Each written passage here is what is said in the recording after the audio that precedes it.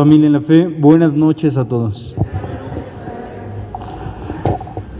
Ese canto que escucharon era solo para que despertaran, ¿verdad? Y pudieran regresar.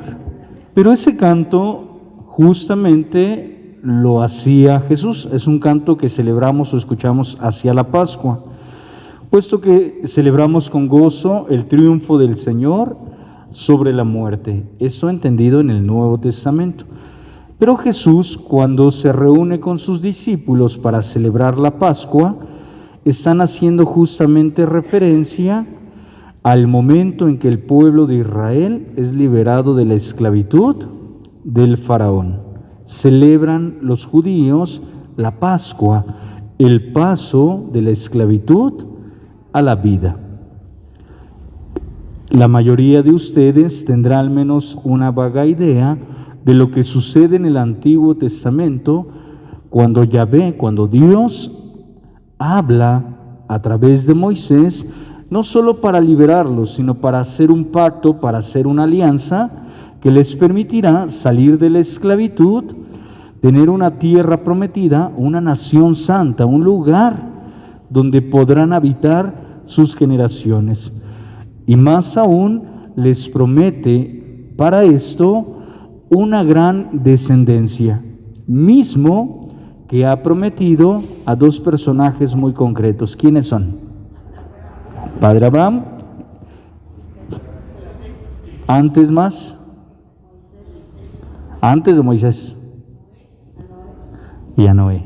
Justamente lo que hoy vamos a ver del paso de la esclavitud a la liberación, justamente se establece o se consolida ya con estas dos promesas hechas de Yahvé hacia Noé y hacia Abraham, nuestro padre en la fe. Y justamente se dice que este pacto y esta alianza llega a su culmen cuando el pueblo de Israel escucha la voluntad de Dios. ¿Bien hasta aquí? El tema 12 es un tema largo, profundo y que de hecho se van a llevar algunas tareas. No va a ser sencillo entenderlo ahorita y más adelante, independiente a los temas, voy a buscar un espacio para poderlo depurar y si es posible invitar a alguien especialista en Sagradas Escrituras también, porque vale la pena. Si no comprendemos esto en su origen, no vamos a lograr entender los siguientes libros del Antiguo Testamento. Recordando que esto, de alguna manera, esta idea central será la que va a tomar Jesús para hacernos comprender su proyecto de salvación. La misión de Jesús tiene su antecedente y se cumple o se entiende con lo que sucedió con el pueblo de Israel en la antigua alianza. ¿Sí? ¿De qué habla el Padre? Mejor vámonos al libro para que no anden inventando nada, ¿verdad? Libro. Nos vamos al capítulo número 12. Me dicen que tengo media hora, así que va a ser muy express, pero dejo tareas. Anótenle antes de que empiecen a leer el libro. Primera tarea, luego. A mí me encanta leer las tareas. ¿Qué vamos a hacer? Sencillísimo. Te vas a ir a las introducciones de los siguientes libros en tu Biblia, porque ya lo hicieron conmigo y que les tengo que regresar sus tareas, pero ya las revisé, Vas a leer las introducciones completas de los siguientes libros del Antiguo Testamento: Éxodo, Levítico, Números y Deuteronomio. ¿De acuerdo? Vuelvo a repetir. Vamos a leer introducciones. Cuando estuvieron conmigo se los compartí para que puedas entender el contexto de lo que está hablando todo ese libro de la Sagrada Escritura, llámese del Nuevo o del Antiguo Testamento. Date la oportunidad de leer la introducción, porque ahí te va a decir bajo qué género literario te va a hablar ese libro, o bajo qué contexto histórico se está hablando. No es lo mismo decir se escribe en el siglo XI a se escribió en el año 10 antes de Cristo. ¿De acuerdo?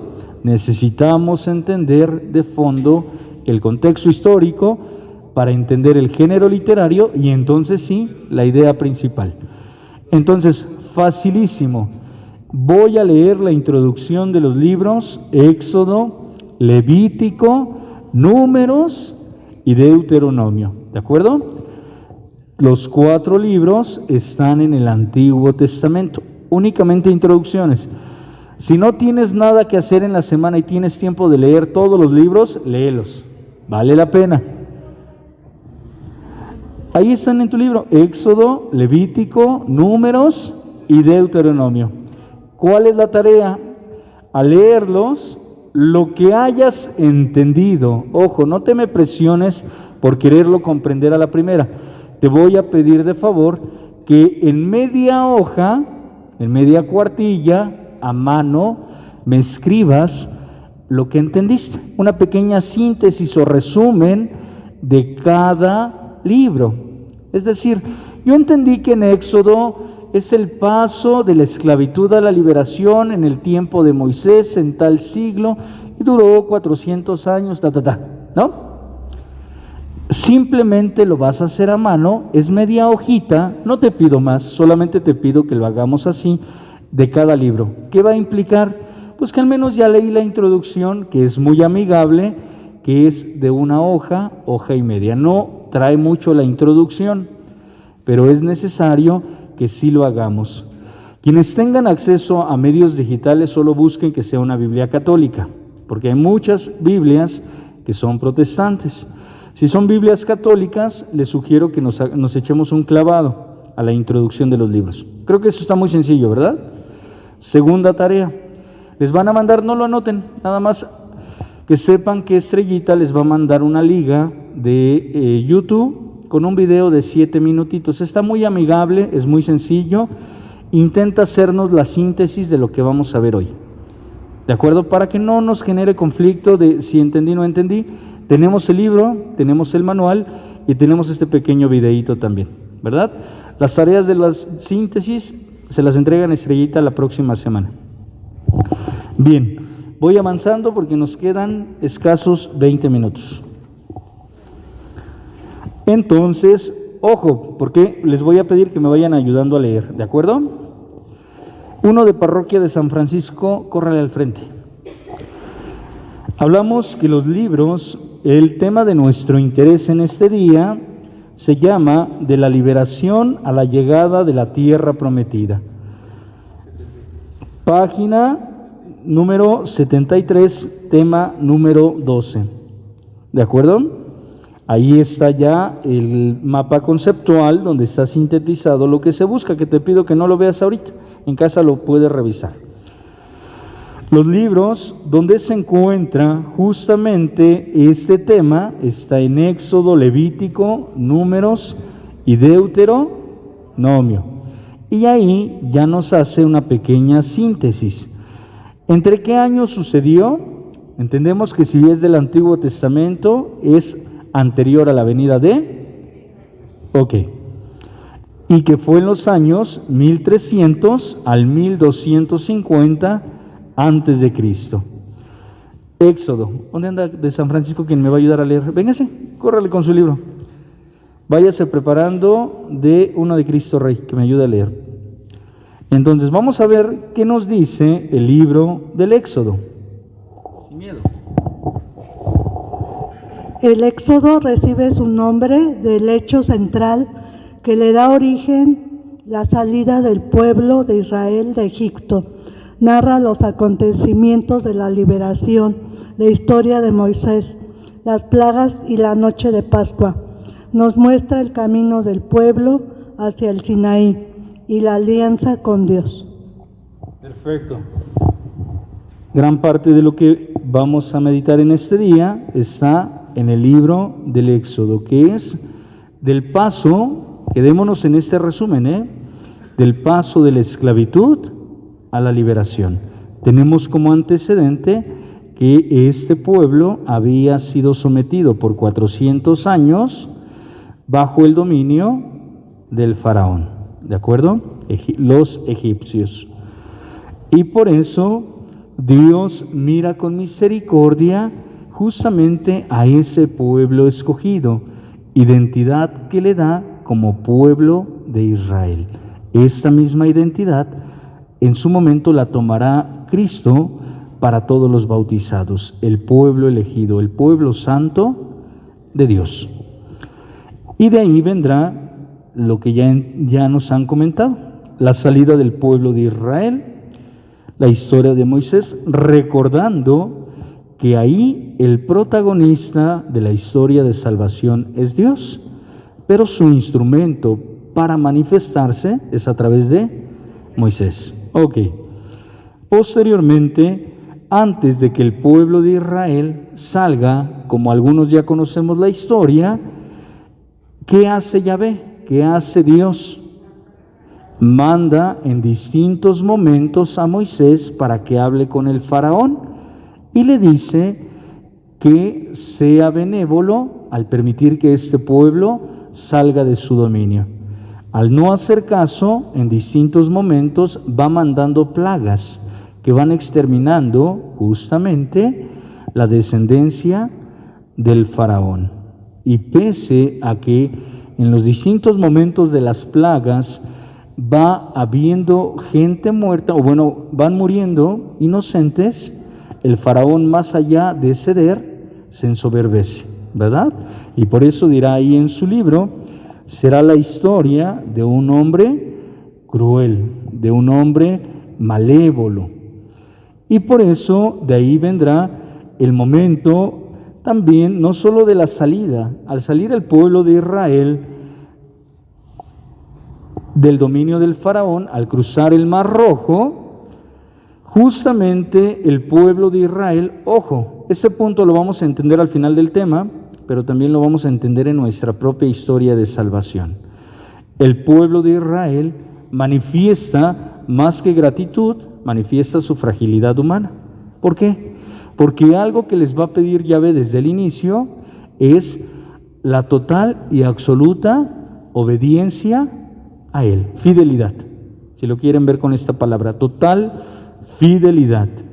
Sin embargo, vuelven nuevamente al politeísmo al salir de ahí. Es que hubiéramos estado mejor con la carne que comíamos en Egipto, es que hubiéramos estado, y ponen en tela de juicio el poder de Dios. Y de ahí vienen consecuencias que vamos a conocer durante este periodo hacia la tierra prometida. Continúo. Levítico. ¿Quién me ayuda de Cristo Rey? Córranle. Ánimo desde su lugar, pero fuerte, fuerte, sin miedo. El Levítico describe la santidad del culto divino a cargo de los sacerdotes descendientes de Leví. Se compone en su mayor parte de normas, rituales y leyes. Si alguien está interesado, le llama la atención el tema de la liturgia, que sepa que no son solamente rúbricas o acciones que se realizan mecánicamente, tienen un sentido, tienen una esencia, y esto surge justamente desde nuestros orígenes, y se puede entender la manera en cómo el pueblo de Israel se acercaba para alabar a Dios. Y el ejemplo lo tenemos a través de lo que Leví manifiesta al pueblo de Israel: la solemnidad, el reconocimiento, la alabanza que merece nuestro Dios. Por eso, en su momento en el Decálogo, Dios se manifestará al pueblo de Israel y le dirá: no tendrás otro Dios fuera. ¿Qué les está intentando decir? Desde ahora tu mente y tu corazón solamente estará conmigo, ¿no? Y no tendrás otro Dios fuera de mí. Vamos a recordar el mandamiento. ¿Cuál es el primer mandamiento? Ok. Este mandamiento lo vamos a comprender y vendrá en el Decálogo en su momento. Vamos al libro de los Números. ¿Se dan cuenta? Nos estamos yendo muy rápido, pero vamos a entender ideas generales y con la tarea lo vamos a entender con más claridad. El libro de los Números, se los leo. Debe su nombre a la abundancia de números y censos que contiene.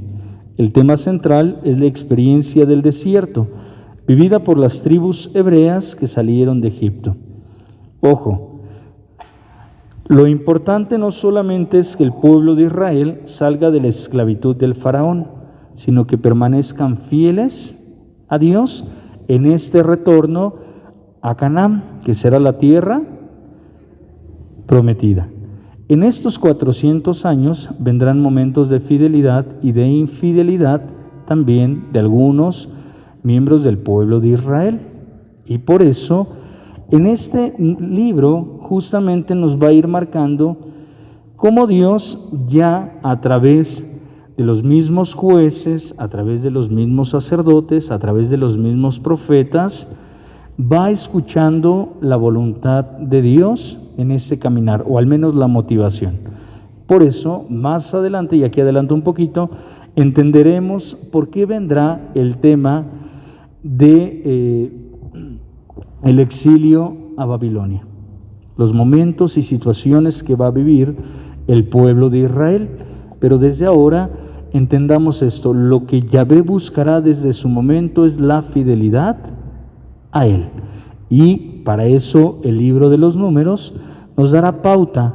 Es necesario que este libro, por favor, porque es un libro histórico, lo leamos. Es necesario que entiendan, por favor, la introducción de estos libros. Deuteronomio.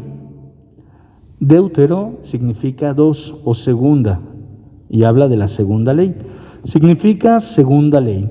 Este libro, Deuteronomio, contiene un conjunto de exhortaciones para que el pueblo permanezca fiel a su Señor. Insiste en la unidad del pueblo mediante la fe y el culto. Esta segunda ley es necesario que el pueblo de Israel la entienda y la comprenda. Así pasa en nuestra vida hoy en día como bautizados. Dios manifiesta su amor, pero lo va a manifestar de muchas formas y maneras, y no una, sino en distintos momentos. Porque a pesar de tener a Dios desde el sacramento del bautismo, a veces el corazón se corrompe, a veces el corazón se aleja de Dios, a veces la respuesta no es la que espera Dios de nosotros. Y sin embargo, Dios persevera en el amor por ti. Dios persevera en el amor por el pueblo de Israel. Por eso la intención de este último libro. Casi les estoy dando la síntesis de los libros, pero no es la intención. Y aquí mismo les da una pauta. Ojo, número 2, Moisés, el hombre escogido por Dios para liberar al pueblo. Vamos a entender esta parte. Si el pueblo de Israel vivió esclavo en Egipto más de 400 años, nos da una fecha, ¿no? Significa que en este libro es histórico o es un libro en género poético. ¿Qué será? ¿Un libro histórico? ¿Qué será? ¿Será un relato? ¿Qué será? Tenemos un tiempo y un espacio, un principio y un fin. Es necesario irlo comprendiendo. Ojo, a diferencia de cuando nos dice la Sagrada Escritura, es un relato. ¿Qué significa? Que se complementa con distintos hechos y situaciones que van tratando de ayudar como a reestructurar una historia.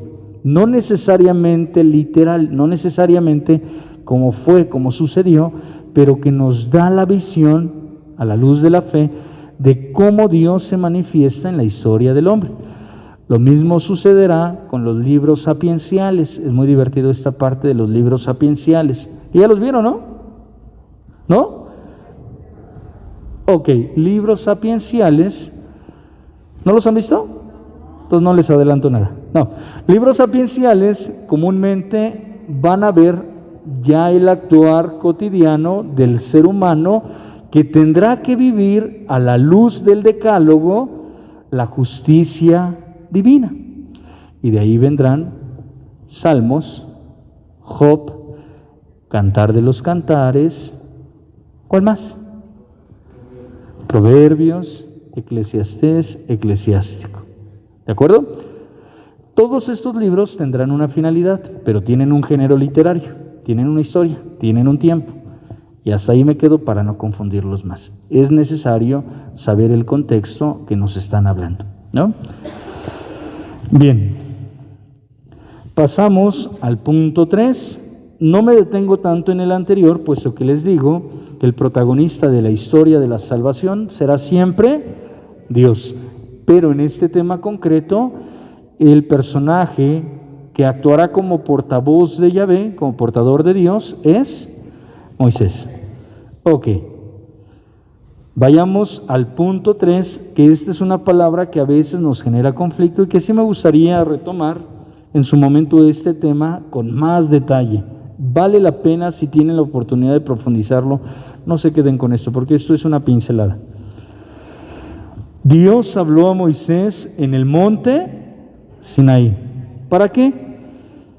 Para manifestar su voluntad, que era liberar al pueblo de la esclavitud, nada más.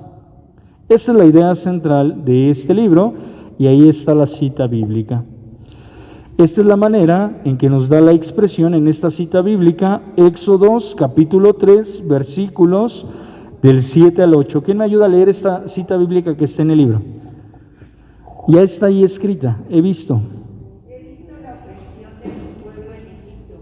He oído el clamor que le arrancan sus opresores y conozco sus angustias. Voy a bajar para librarlo del poder de los egipcios. Te alabamos, Señor. Ahí está justamente la intención de Dios sobre la humanidad. Ya nos empieza a manifestar a un Dios misericordioso, a un Dios bondadoso, aún todavía un Dios para ellos desconocido.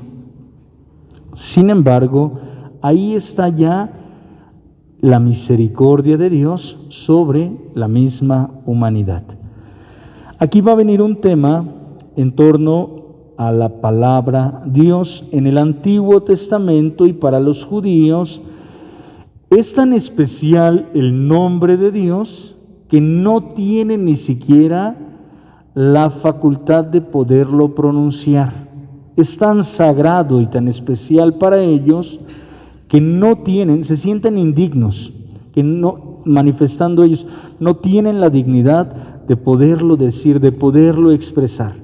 Ojo, con la llegada de Jesús va a cambiar totalmente la perspectiva o la perspectiva. ¿Por qué? Porque Él ya nos presentará un Abba, un Padre amoroso. Tenemos el Evangelio del domingo si fuimos a misa. Pero ahorita tenemos justamente esta percepción del pueblo de Israel y que a veces vale la pena no sentirlo lejano, pero sí darle ese lugar tan especial que el pueblo de Israel dio a Yahvé, ¿de acuerdo? Entonces en su momento no era decirle Abba, no era decirle Diosito, simplemente el que es, ¿no? O el soy, el que soy. El oráculo de Yahvé siempre manifestará esta expresión: soy el que soy. Nada más. No tendrá que entrar en mayor detalle. Se los pongo en un ejemplo tan humano para poder afianzar esto. Cuando una persona es tan especial para ti, no terminas de expresar, a menos que lo sintetices, no terminas de expresar los sentimientos, los pensamientos que emanan de esa persona hacia ti, ¿no? Es un ejemplo tan humano y tan simple, perdón, pero es para que logren comprender cuán importante y cuán alto o sublime, gracias por la palabra, era para ellos el nombre de Dios. Y por eso era tanto el respeto, y que ojalá también en nuestros días lo tengamos por él, que no se atrevían ni siquiera a pronunciar su nombre. Y por eso soy el que soy. Aparte, para ese entonces no estaba el tema de las vocales, solamente están las consonantes. De hecho, por ahí está un cuadrito que nos dice: ¿por qué tener que pasar del hebreo o tratar de escribir? Creo que si no me equivoco hacia el siglo X, lo tenemos por ahí. Se trata de escribir y solamente se ponen las consonantes. Ya lo demás, de si agregamos vocales o no entre las palabras, es lo de menos. Es simplemente entender que es el nombre del Señor. Es el Señor mismo. Es la grandeza de Dios en todo su esplendor. ¿Vamos bien hasta aquí? Y ya me pasé. Voy a robarles 10 minutos y hasta donde me quede. Sí me interesa que esto nos quede al menos claro y sencillo. Recuerden, y sigo haciendo hincapié, esos cuadritos chiquitos que tienen como pequeñas acotaciones, es necesario leerlas. Y ahí viene una pequeña explicación del porqué de la palabra Yahvé. A veces nos surge la inquietud, ¿qué es correcto, Yahvé o Jehová? Porque estamos hablando lo del tema de las consonantes, ¿de acuerdo? Podría ser usado, los hermanos separados le llaman el nombre de Jehová, pero aquí ya estamos tratando, voy a decir unas palabras, ojo, no es que las hagamos radicales, y quien tenga cercanía con el Padre Octavio, valdría la pena que se echaran un buen café con él en esto, Hay una expresión que dirán por ahí los biblistas, la palabra de los traductores o traditores significa traidor. Ojo, no en un sentido agresivo, sino en un sentido meramente de fidelidad, lo dejo así.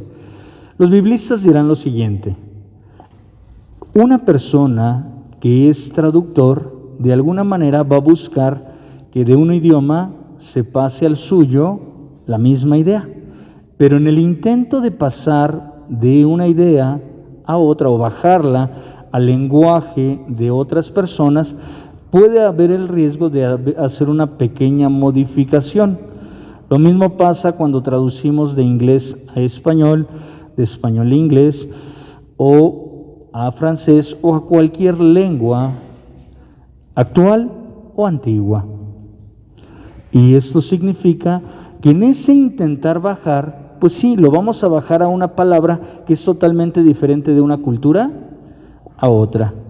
Y por eso dicen los biblistas que es tan delicado una traducción que por eso puede haber el riesgo de perder la esencia de lo que verdaderamente significa. Y por eso dirán que el traditore puede llegar a ser un traidor. Ojo, no lo estoy diciendo en un sentido despectivo, en un sentido negativo, sino la traición vendrá, es decir, que puede haber el riesgo de que se pierda la idea original.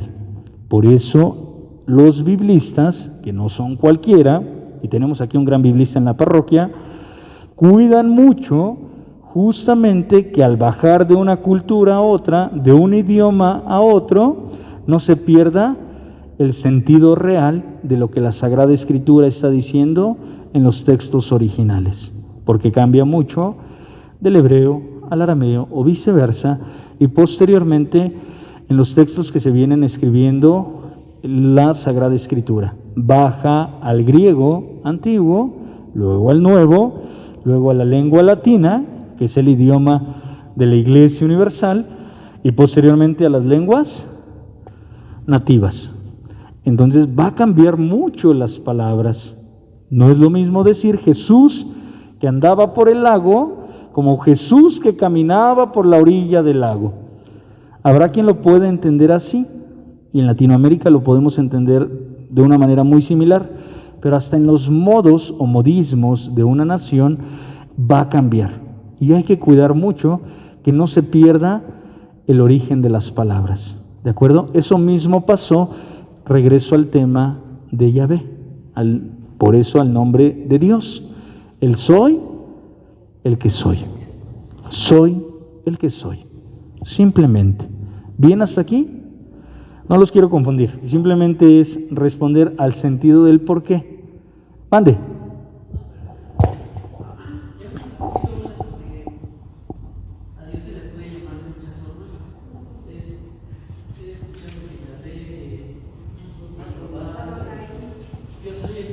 Sí, sí.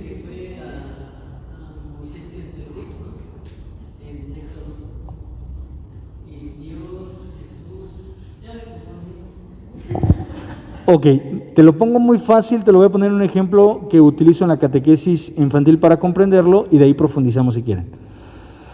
Es necesario identificar el actuar de Dios. Nosotros como católicos profesamos en Dios uno y trino. Nuestra fe está puesta en Dios uno y trino. Dios Padre, Dios Hijo y Dios Espíritu Santo. Las tres personas distintas manifiestan su actuar en un momento especial de la historia de la salvación, llámese Antiguo o Nuevo Testamento. Esto no significa que hayan ido apareciendo en distintos momentos, no, siempre han estado unidos. Según la doctrina católica, el Padre y el Hijo están unidos, el Hijo es consubstancial al Padre. No nos vamos a hacer bolas, simplemente hay que identificar que Dios Padre se manifiesta en la creación. Casi del que vamos a venir hablando en el Antiguo Testamento es de Dios Padre, el Dios creador. Entonces, ojo, en esta parte de todo el Antiguo Testamento, el pueblo de Israel va a referir su mirada en este Dios creador, que es el yo, soy el que soy. Todo el Antiguo Testamento se va a hablar y se va a hacer referencia en él. Al venir Jesús a este mundo, que es lo que conocemos como Nuevo Testamento, Él justamente va a seguir poniendo o redirigiendo su mirada en Dios Padre.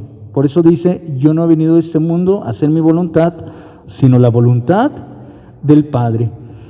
Es justamente porque Jesús manifestará todo lo que ya se dijo en el Antiguo Testamento y que hacía en relación a Dios Padre, a Yahvé o a Jehová, según la traducción. Todo lo que se venía diciendo a lo largo del Antiguo Testamento se cumple ya literalmente en físico en la persona de Jesús, que es el Emmanuel, el Dios con nosotros. Todo lo que vienen anunciando los profetas de tengan confianza, tengan esperanza, yo estoy con ustedes, eso se va a manifestar más cercanamente. Si ya lo venía haciendo con el pueblo de Israel, más ahora lo va a hacer con la persona de Jesús. Por eso no podríamos entender el actuar de Jesús o la venida de Jesús si no entendemos con claridad lo que está sucediendo en el Antiguo Testamento. Posteriormente a esto vendrá ya la tercera persona de la Trinidad, que es el Espíritu Santo. Repito, esta es una doctrina de fe, un dogma de fe que tenemos como católicos. Al hablar del Espíritu Santo, estamos hablando justamente que ya la presencia de Dios está en medio del mundo, pero es necesario que se manifieste en esa permanencia o en esa cercanía permanente en el ser humano. Y por eso el impulso o la presencia del Espíritu Santo empujará a los discípulos a darle continuidad hasta nuestros días. Pero sí es necesario comprender esta parte para poder entender lo que va a venir después, pero es hablar de la primera persona, Dios Padre, Dios Creador, desde el que genera Génesis, como aquel que libera al pueblo de Israel. Seguimos hablando del mismo personaje y seguiremos hablando los siguientes libros, pero todo Antiguo Testamento hacen referencia a la primera persona de la Trinidad. Y ya como dogma de fe nos dirán que ya desde un principio el Verbo ya existía, se refiere a la persona de Jesús. ¿Es un poquito complicado irlo entendiendo? Sí, hasta los que estudiamos teología 4 años de repente nos quedamos y luego, y los biblistas con mayor razón en especialidad, pero es un tema delicado, quizá complejo, pero bello a la vez. Qué bueno que preguntes. Bien. ¿Respondí a tu inquietud? ¿No? No, es válido. ¿Saben por qué? Porque aquí entra no solamente un tema bíblico, sino también entran elementos dogmáticos que el magisterio de la Iglesia nos comenta, nos dice. ¿Se acuerdan que recién que empecé en el libro anterior les dije que había 3 fuentes de inspiración para nosotros como católicos y que tendríamos que tenerlo siempre presente para tener un conocimiento totalmente amplio de las cosas? ¿Cuáles eran? Sagradas Escrituras es de cajón, eso no lo podemos alejar de nuestra vida. Ahí está la voluntad de Dios a lo largo de la historia del ser humano, la historia de la salvación, así se le llama.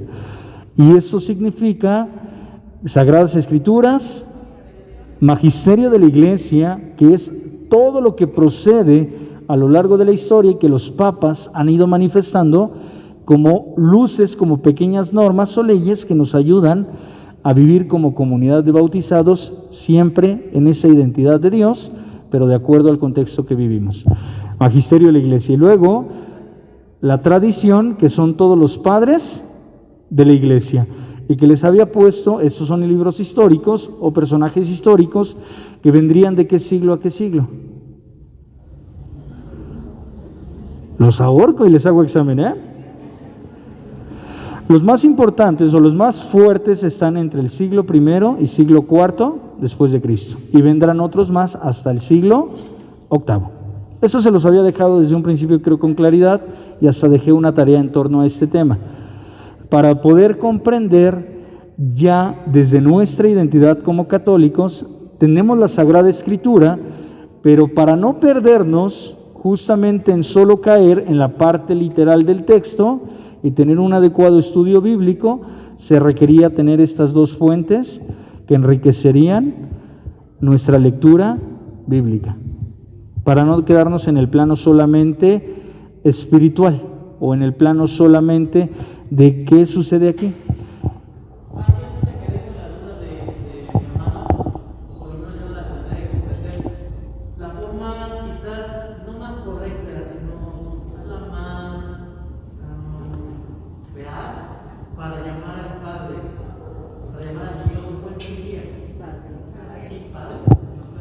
No, en el Antiguo Testamento no. La palabra Padre, ojo, nosotros ya la estamos utilizando porque ya la hacemos parte de nuestro vocabulario común. Pero esta figura de Padre, gracias, cierto, esta figura de Padre no se le va a dar hasta el Nuevo Testamento, hasta la venida de Jesús, que fue con el Evangelio del domingo. Cuando se acerquen a orar, digan Padre nuestro, y continúa la oración del Padre nuestro.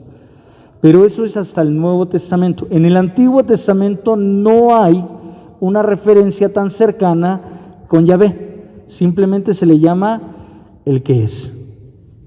O el soy el que soy. Él así se manifiesta. Soy el que soy. Y por eso la pronunciación del pueblo de Israel, el que es.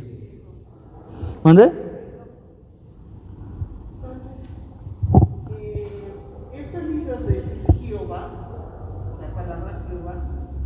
Creo que ya lo respondí, pero ahorita se lo respondo.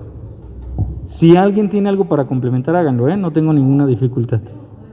Mi idea de eso, los nombres de Dios, es que cuando uno le da pertenencia, cuando uno le pone nombre a algo, es que es mío, y él es universal.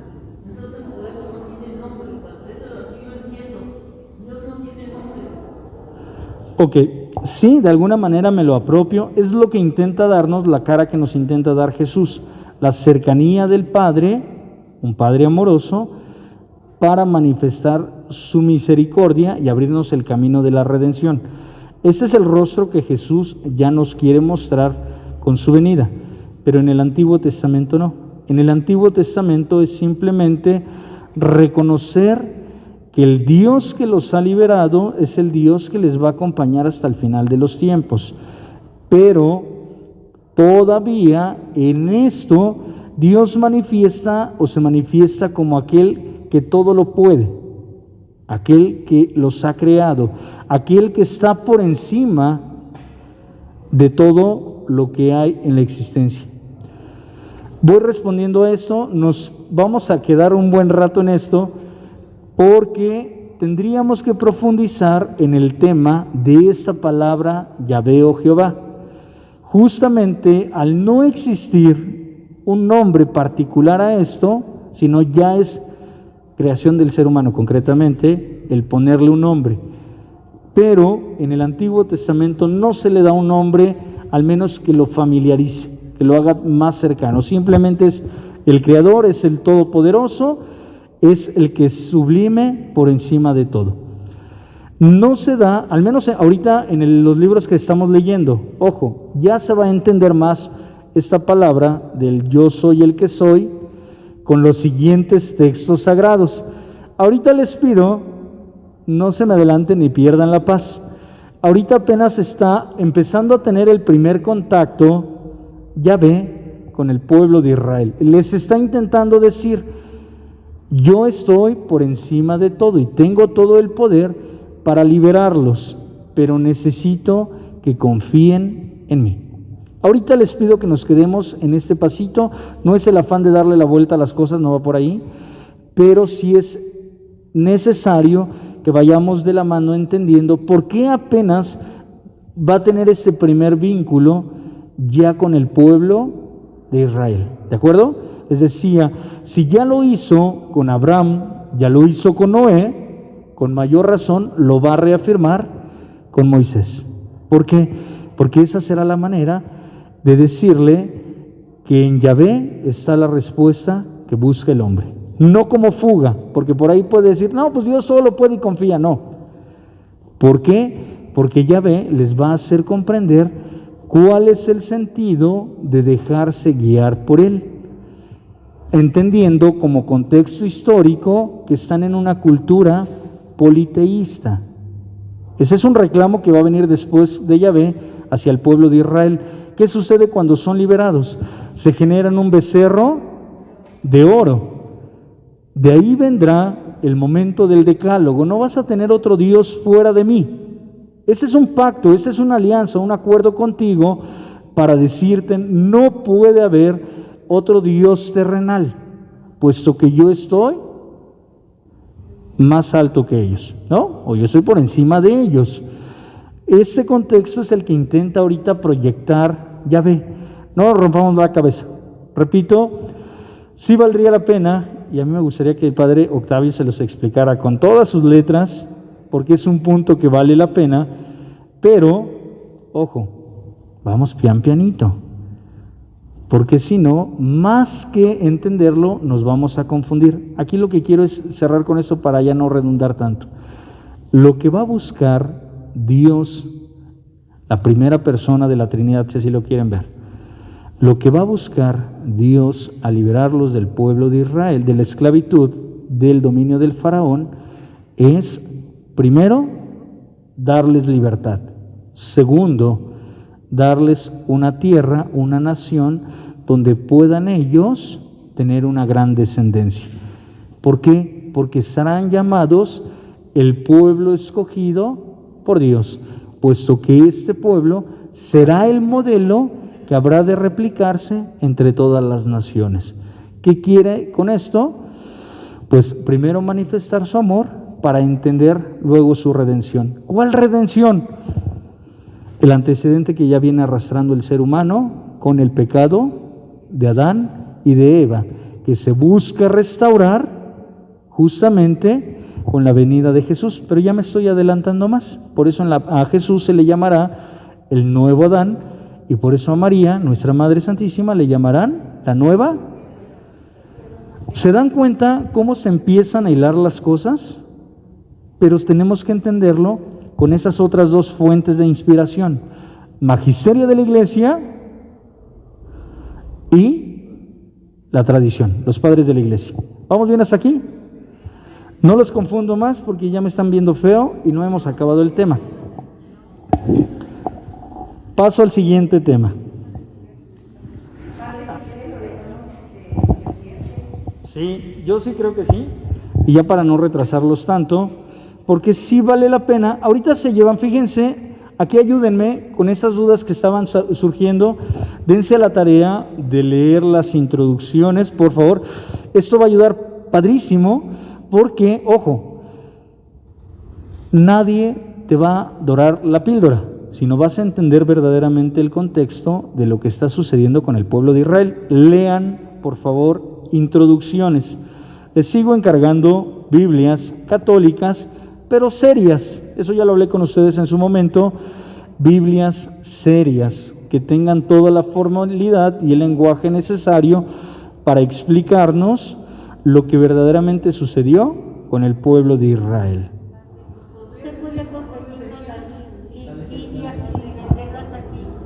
Sí, yo creo que sí, pero más adelante. Ahorita ojo, aquí no se trata que compremos o gastemos, no va por ahí, sino que tratemos de aprovechar las Biblias que tenemos. Vuelvo a repetir, una entre las muchas Biblias que son recomendables, sin duda está la de Jerusalén, siempre y cuando el lenguaje sea familiar para mí. ¿Cuál es el problema nada más con Jerusalén? Que utiliza el español de Castilla. El sois o el vosotros, por las palabras. Vuelvo a eso. Entonces, a veces para los españoles es muy fácil entenderlo, como decir para nosotros, aquellos, ustedes, qué sé yo, ¿no? O todos los pronombres. Pero nada mejor cuando tenemos una Biblia católica con el lenguaje de Latinoamérica. Nosotros no vivimos en Europa, vivimos en Latinoamérica, en concreto en México. Tienen que ser Biblias que nos ayuden a comprender conforme a lo que nosotros vivimos. Biblia que mucho les he recomendado, le pueden preguntar también al Padre Octavio, coincidimos mucho en esto, la Biblia del Peregrino, la de Alfonso Schockel, una gran eminencia biblista, que es muy amigable el lenguaje que utiliza, es demasiado pedagógico, que mucho pongo atención en esto, es demasiado pedagógico el lenguaje, el conocimiento que ahí nos explica y es cercano a nuestra realidad. Alfonso Schockel, Biblia del Peregrino, Biblia del Pueblo. Está la Biblia de América, está la Biblia, está la latinoamericana, no se les recomiendo tanto, si ya la tienen con esa trabajemos, tampoco hagan el gasto. Latinoamericana, el único problema que tiene que son mínimos los comentarios que tiene y a veces viene, es esa, latinoamericana, pero los comentarios vienen muy breves y a veces las introducciones muy escuetas. Podríamos tener otra Biblia mucho mejor. Sin embargo, no se trata de gastar, con lo que tengamos hacemos la tarea, ¿de acuerdo? También está la Biblia de los jóvenes y también tienen las protestas muy. Está una azul, que por ahí vi el otro día. ¿Quién la tiene? Omar, ¿no? Es una Biblia azul, muy buena, muy amigable también. Bueno, si la tienen. O esa puede ser el Yucat, que también tienen por ahí algunas pistas. Tenemos todas estas, tenemos también, bueno, nos quedamos con esas, Biblia de América, si no mal me equivoco, y con esas tenemos muchas Biblias, pero que sea una Biblia que te sirva para el estudio, no para el ornato, porque hay Biblias muy bonitas, pero están incompletas. Ya les enseñé una la vez pasada. Entonces, utilicemos esas Biblias. Se llevan tarea 4 introducciones para entender lo que estamos hablando el día de hoy, y se valen todavía más las preguntas. Y se vale, yo vuelvo a hacer hincapié, y no solo se los digo conmigo, sino con quien dé el tema. No tengan miedo a preguntar, ni se queden solamente con lo que les dicen los expositores, porque va a ser demasiado pobre. Es necesario investigarle más. Por eso les estoy dando más pautas. Estúdienle, léanle, para que no nos chamaquen, dirían por ahí. ¿De acuerdo? Vamos a ponernos de pie. Vamos a decir juntos, te damos gracias, Señor, por los beneficios recibidos. A ti que vives y reinas por los siglos de los siglos. Amén. El Señor esté con ustedes. La bendición de Dios Todopoderoso, Padre, Hijo y Espíritu Santo, descienda sobre ustedes y permanezca para siempre. Vayamos en paz, el Señor permanezca en su corazón.